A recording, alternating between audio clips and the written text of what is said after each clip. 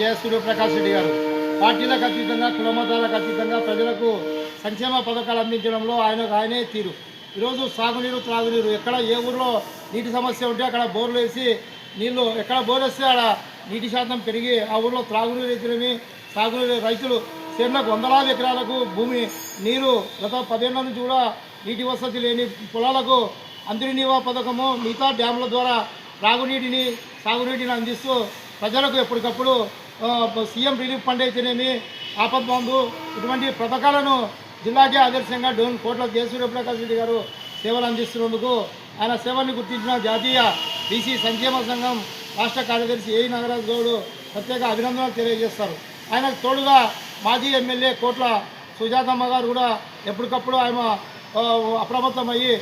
గ్రామీణ ప్రాంతాల్లో పెళ్లిళ్ళు పేరంటాలు తర్వాత సాంస్కృతిక కార్యక్రమాలు దేవరలు ఎన్నో కార్యక్రమాలకు హాజరవుతూ ఆయన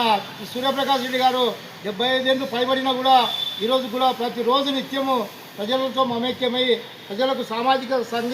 సంక్షేమ కార్యక్రమాలు అందించడంలో రాష్ట్రానికి ఆదర్శమైన కోట్ల జయసూర్యప్రకాష్ రెడ్డి గారు అభినందనీయులు. ఆయన యొక్క సేవల్ని గుర్తించి చంద్రబాబు నాయుడు గారు నెక్స్ట్ క్యాబినెట్ మీటింగ్లో ఆయనకు నీటిపారుదల శాఖను లేకుంటే రెవెన్యూ శాఖను వ్యవసాయ శాఖను ఏదో ఒక శాఖ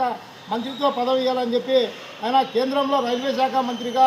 మాజీ ముఖ్యమంత్రి కోట్ల విజయభాస్కర్ రెడ్డి తనయుడుగా ఎన్నో పేరు ప్రఖ్యాతులుగా అంచిన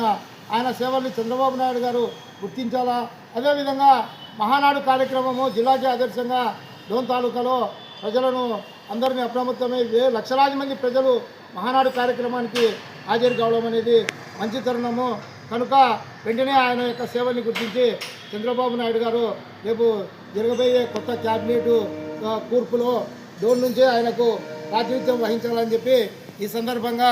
మేము జాతీయ బీసీ సంక్షేమ సంఘము డిమాండ్ చేస్తున్నాం. నా పేరు ఏజీ నాగరాజు, నేను జాతీయ బీసీ సంక్షేమ సంఘం రాష్ట్ర కార్యదర్శిగా పనిచేస్తున్నాం. ఈ కార్యక్రమానికి కృష్ణాపురం గ్రామ నివాసి వెల్దుర్తి మండలం